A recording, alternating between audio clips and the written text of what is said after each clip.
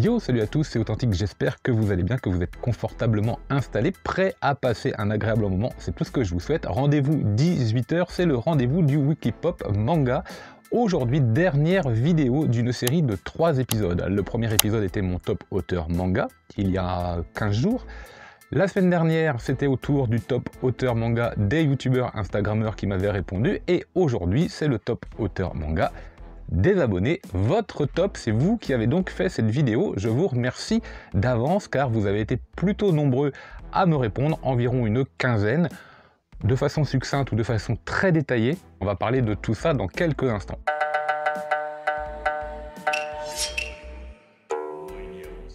Alors parmi toutes les réponses que vous m'avez apportées, j'ai trouvé qu'il y avait des choses très intéressantes parce que nous avons un panel très représentatif de l'ensemble des mangaka, auteurs, autrices, vraiment prédominants en France, et quelques absents, des absents qui étaient déjà dans mon top, des absents qui étaient déjà dans votre top manga, et c'est assez étonnant, vraiment très surprenant. Parmi les absents, l'auteur de Naruto, qui était déjà Naruto absent dans le top 3 manga, et son auteur est également absent dans le top auteur. C'est assez logique finalement, mais c'est quand même très surprenant.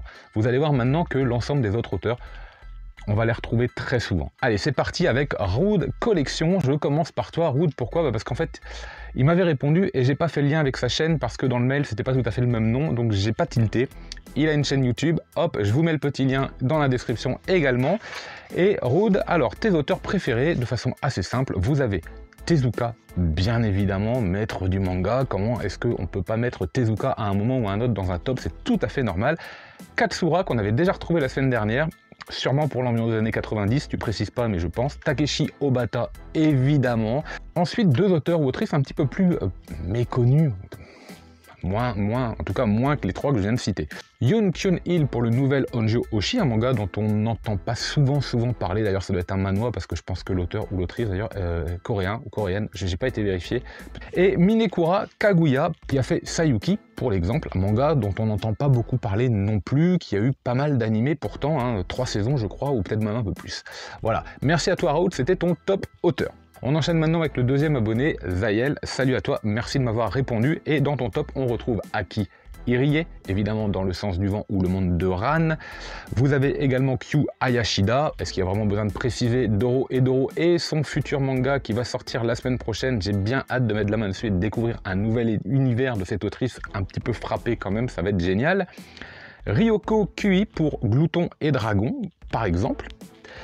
Et Kan Takahama, alors c'est le moment où je regarde parce que là je retiens vraiment pas, pour Mariko Parade ou Yellowbacks par exemple. Et dernier auteur, Kazuhiro Fujita, qui évidemment va revenir en force en France cette année, très bientôt avec Karakuri Circus. Est-ce qu'il y a vraiment besoin de préciser? Tu me précises toi dans ton mail que c'était un vrai casse-tête à faire, et c'est ça que je trouve sympa, c'est que je vous ai obligé, pour ceux qui ont répondu, je vous ai obligé à synthétiser 3, 4, 5 noms de force finalement, alors que le manga ne se résume pas à 3 ou 4 mangas, ni à 3 ou 4 auteurs ou autrices. Évidemment, nous sommes d'accord, mais comme ça, sur un instant T, si vous aviez envie de parler de manga à quelqu'un, à un inconnu, eh ben, c'est un petit peu les noms qui ressortiraient. C'était un peu l'idée de ces vidéos, de ces top mangas ou de ces top auteurs. Jessica m'a également répondu, elle a pris le temps de la réflexion, mais voici son choix. Urasawa, évidemment, parce que chez Urasawa, tout est bon, dessin et scénario, on est d'accord. Satoshi Kon et Daisuke Igarashi, les deux ensemble, parce qu'ils apportent beaucoup de douceur dans leurs œuvres. Alors, nous avons évidemment le Pacte de la mer, par exemple, pour Satoshi Kon, et les Enfants de la mer pour Daisuke Igarashi, dans un autre genre, évidemment. Tsutomu Nihei, en parlant de douceur, pour son style graphique incroyable. Et enfin, Takashi Nagasai, pour Dosia, par exemple, pour Inspecteur Kurokoshi, autre exemple, et évidemment pour le parallèle et tout le travail qu'il a fait avec Naoki Urasawa. Donc c'est vrai qu'on retrouve des similitudes et c'est un très bon auteur. C'est un très bon auteur, il faut le dire, et je trouve dommage pour ma part de ne pas avoir Inspecteur Kurokoshi. C'est un échec, c'est un manque dans ma collection et je pense que c'est zappé. Tant pis. Ma manga, salut à toi, on se retrouve également bientôt sur le Discord. Petit lien dans la description pour tous ceux ou toutes celles qui voudraient nous rejoindre, ça fait plaisir. Tu précises, tu es plutôt, un petit peu comme moi, un petit peu comme beaucoup d'entre nous, génération Club Do, donc 80-90, et donc tu me donnes un top actuel, et ça c'est très bien vu. Oba et Obata, je ne vais pas préciser, Oba et Obata, c'est du classique, c'est du génie, franchement c'est très fort. Tsubasa Yamaguchi, alors là, évidemment, c'est pour Blue Period. Vraiment, sérieux, ma manga pour Blue Period? Un manga qui parle de dessin et d'art appliqué, et d'école d'art appliqué?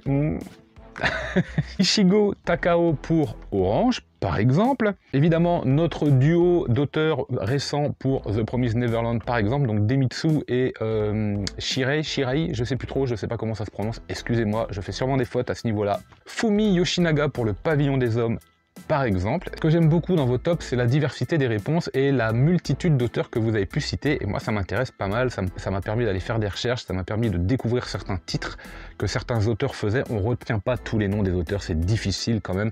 Et parfois, on fait pas le lien. J'avais des auteurs sous les yeux, je suis allé voir ce qu'ils faisaient. Évidemment, je connais, évidemment, j'adore, mais bien sûr.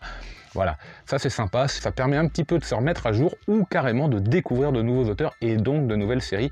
Merci. Nathan m'a également répondu, salut à toi. Alors dans ton top, nous avons l'auteur de Parasite, évidemment Hitoshi Iwaki, puis Inyo Asano pour l'ensemble de ses one-shots, je crois que tu me cites. Alors je ne vais pas présenter tous les titres de Inyo Asano, bien évidemment, vous les connaissez.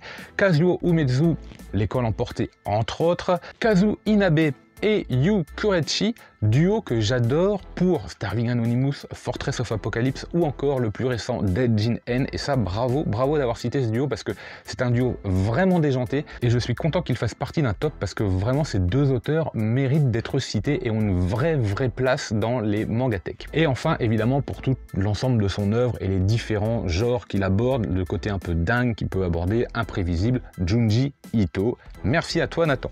Julien L m'a également répondu, alors merci pour ton retour et surtout merci pour la confiance que tu as eue d'avoir acheté l'ensemble des Space Brothers. Manifestement, tu en es vraiment content, donc ça fait plaisir. Il y a quelque chose qui est un petit peu stressant, c'est quand on vous conseille des mangas, vous allez aller les acheter ou pas, mais enfin vous allez peut-être les découvrir et donc peut-être les acheter et ça va peut-être pas vous plaire. Donc des fois, j'espère vraiment quand je vous incite à découvrir une œuvre que ça va plaire à ceux qui vont craquer parce que sinon, je suis désolé, ça peut pas plaire à tout le monde non plus. Mais voilà, j'essaye d'exprimer mon ressenti. N'hésitez pas évidemment d'aller faire quelques recherches au préalable, de ne pas que m'écouter. On sait jamais. Alors Julien, dans ton top, tu as Takehiko Inoue, évidemment, Shinichi Sakamoto, Innocent, Ascension, bref. Tsutomu Takahashi qui fait aussi partie de mon top, tout comme Takehiko Inoue, donc bravo, je valide. Hiromu Arakawa, pour FMA je suppose, bien évidemment. Et enfin, Parlou Itagaki, là c'est l'autrice de Beastars, excellent top, bravo et merci.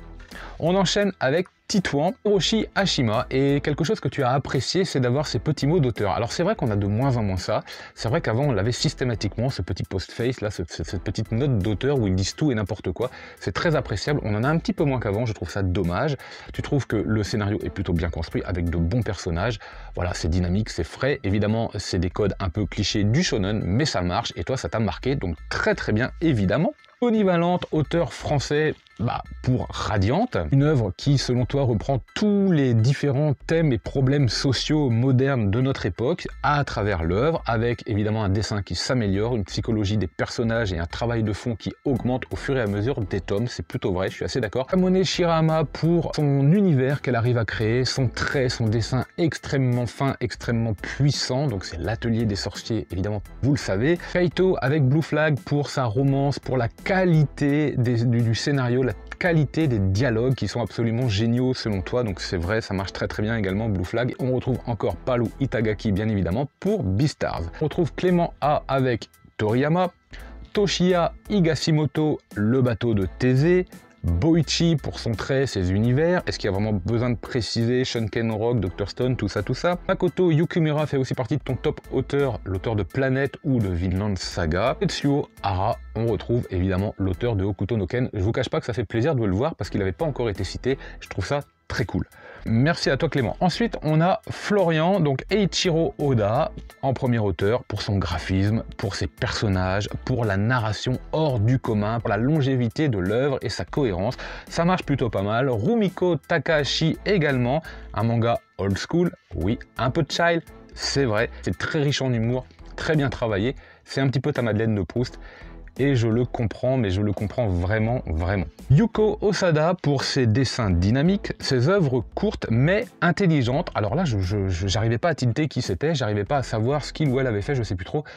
Kid Eye Luck par exemple, et oui, Kid Eye Luck je ne l'ai pas lu, et c'est un manga qui m'intéresse, c'est un manga qui m'a toujours intéressé, ne serait-ce que par le trait graphique, donc je vais essayer de me renseigner, je vais essayer de les trouver, je vais essayer d'en lire au moins un pour voir un petit peu de quoi ça parle, ça m'intéresse, ça m'intrigue. Atsuki Fujimoto, évidemment l'auteur de Chainsaw Man, l'auteur de Fire Punch, l'auteur du délicieux one-shot sorti cette semaine, Look Back. Je vous invite vraiment à vous le procurer, je vous invite à le lire, à le découvrir. On en reparlera mardi prochain dans le manga Vorace. J'adore cet auteur pour l'aspect cinématographique qu'il apporte à ses mangas. Et je vois ce que tu veux dire. D'ailleurs, il parle beaucoup de cinéma d'ailleurs. Hein. Dans les Fire Punch et même Chainsaw Man, je crois qu'on parle pas mal de cinéma. Et puis le dernier, Hirohiko Araki, évidemment, parce que Jojo, parce que du renouvellement permanent, parce qu'une capacité à se réinventer, à avoir l'intelligence de traiter n'importe quelle histoire et les rendre intéressants, et pour la longévité de son œuvre. Merci à toi, Florian. Sneakit m'a également répondu, merci à toi. On a du Kentaro Miura pour le dessin, pour le scénario, parce que c'est juste ouf, Berserk, bien évidemment, c'est complètement barré. Du Kuji Seo, Half and Half par exemple, Fuka ou encore Hitman actuellement, pour le thème de la romance qu'il aborde avec brio, pour les liens entre les personnages, pour la sensibilité de ces personnages, pour le trait graphique également très saisissant. C'est vrai que c'est plutôt sympa Kuji Seo, je comprends tout à fait qu'on puisse aimer cet auteur. Boichi pour les dessins géniaux. Est-ce qu'il y a vraiment besoin de préciser? Je suis pas sûr. Boichi, c'est quand même du high level. Toriyama, parce que Toriyama, voilà. Si vous placez Toriyama dans un top, si vous placez Dragon Ball ou si vous placez Toriyama dans un top, forcément, on ne dira rien. Enfin, moi, je dirais rien. Même si vous argumentez pas, c'est un argument en fait. Toriyama, parce que j'argumente pas, ça passe. Et Tsukasa Ojo. Alors Tsukasa Ojo, ça fait plaisir de le revoir, encore une fois, parce que c'est un dessinateur de folie, parce que la profondeur des histoires, parce que c'est ta jeunesse, et ouais, bah Tsukasa Ojo, ouais, bah ouais, mais il est dans mon top aussi, donc ouais. Jugo, salut à toi, merci pour ta réponse. Alors là aussi, on a encore du Boichi qu'on retrouve très souvent dans le top, là, pour ce soir, pour ses dessins, encore une fois. Shinichi Sakamoto, évidemment, pour la justesse du trait et pour ses histoires touchantes. Takehiko Inoue, parce que le point faible de Takehiko Inoue, c'est d'être trop fort. Et moi, je trouve cet argument génial. Il est tellement trop fort qu'il est même trop fort pour lui-même. Ça s'arrête là. Atsushi Okubo. Alors ça, c'est Soul Eater et Fire Force, hein, je crois bien, pour son style barré et original. C'est vrai qu'il est un peu pété, cet auteur. Moi, je trouve que Soul Eater est quand même bien pété, c'est plutôt sympa. Et Kentaro Miura, également encore Berserk, pour les émotions transmises à travers dessins et scénarios tout au long de son œuvre. Ouais, bah ouais, ça marche ça marche bien sûr. Edouard, salut à toi. Tsutomu Nihei fait partie de tes auteurs préférés pour l'ambiance géniale de son univers, de ses univers. Junji Ito pour son côté imprévisible. Toriyama parce que obligé, là aussi, il n'y a pas besoin d'argumenter.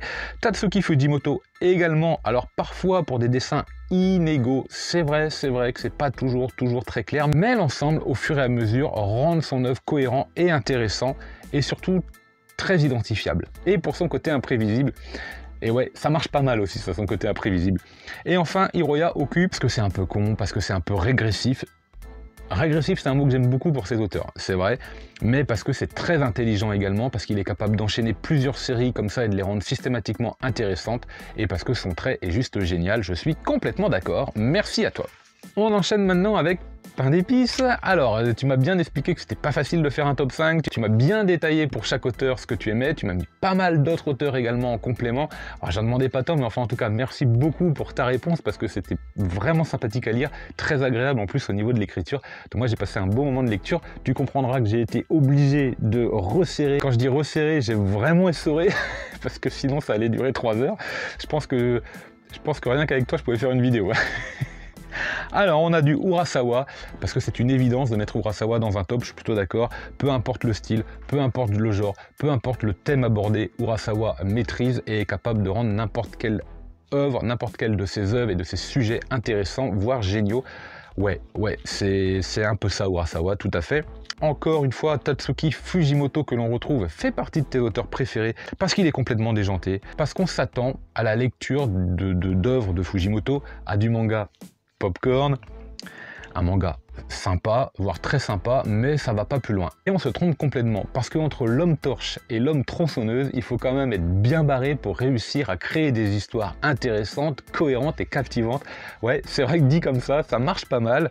Vivons la suite, comme tu dis. Et Kyu Hayashida, évidemment, je crois que c'est ton autrice préférée, parce que là aussi elle a un univers bien à elle, un univers complètement pété, un style graphique extrêmement personnel, mais qui renforce complètement l'univers et le scénario de ses œuvres, parce que c'est une vraie claque à la lecture, notamment Dorohedoro et vivement la semaine prochaine, parce que les personnages sont exceptionnels, que c'est une vraie artiste, oui, complètement, merci à toi, pain d'épices. Florian également a choisi Hayashida pour son côté absurde et pour la construction de ses univers, donc c'est une autrice qu'on retrouve quand même très souvent. Araki également pour la longévité et la qualité qui arrive à s'accorder et pour le renouvellement permanent de son œuvre. Matsumoto évidemment pour la fraîcheur apportée, pour la puissance graphique de ses œuvres. La puissance graphique, elle est dingue parfois pour Matsumoto, ça c'est sûr. Asano, une nouvelle fois que l'on retrouve pour la qualité de ses one-shots, pour sa capacité à montrer la nature humaine sous tous ses aspects et à rendre ça intéressant. Et enfin Takehiko Inoue pour la consistance de ses œuvres et pour les 3 mangas qui sont juste 3 chefs-d'œuvre qu'il a pu faire, même s'il n'a pas fini Vagabond. Voilà, 3 mangas, 3 chefs-d'œuvre, bravo. Merci à toi Florian. Et on terminera cette vidéo avec Uta. Alors Uta, il y avait vraiment là aussi beaucoup de choses à lire. Merci à toi, tu comprendras là aussi que j'ai dû resserrer énormément. Arakawa, donc FMA évidemment, est-ce qu'il y a besoin de repréciser pour l'humour et l'action qu'on retrouve en permanence dans son œuvre. Ryukei Tamura, là aussi tu aimes beaucoup l'humour, la répétition de l'humour dans son manga, c'est l'auteur de Belzebub. J'ai eu du mal, celui-là je l'avais oublié, Belzebub je connais, mais j'avais complètement oublié le nom de l'auteur. Il me semble qu'il est revenu là, c'est pas avec Badass Cop on Dolphin ou un truc comme ça? Je crois. Hein. Oba et Obata, évidemment, qui pour toi est un duo du dessin et du scénario. Est-ce qu'on peut faire mieux? Est-ce qu'on peut faire mieux que Oba et Obata en dessin et en scénario à l'heure actuelle? Est-ce qu'on arrivera à faire mieux? Je suis pas sûr, c'est vraiment exceptionnel comme manga. Ça a été une vraie claque, ce duo. Ça a été vraiment une grosse claque. Suis Ishida pour la qualité de ses dessins, parce que Tokyo Ghoul fait partie de tes mangas préférés. Donc évidemment, quand on a un manga préféré, on porte également l'auteur dans notre cœur. Ça va de pair, ça c'est clair. Et le dernier, Togashi, qu'on n'avait pas encore retrouvé, je crois, dans les tops, parce que sa patte graphique est juste géniale, parce que ses histoires sont originales, intenses, captivantes, et que son univers est atypique et extrêmement bien construit. Voilà, c'est déjà la fin de cette vidéo. J'espère que ça vous a plu, que vous avez passé un agréable moment. N'hésitez pas à partager, liker, commenter, abonner, lisez plein de mangas, et moi je vous dis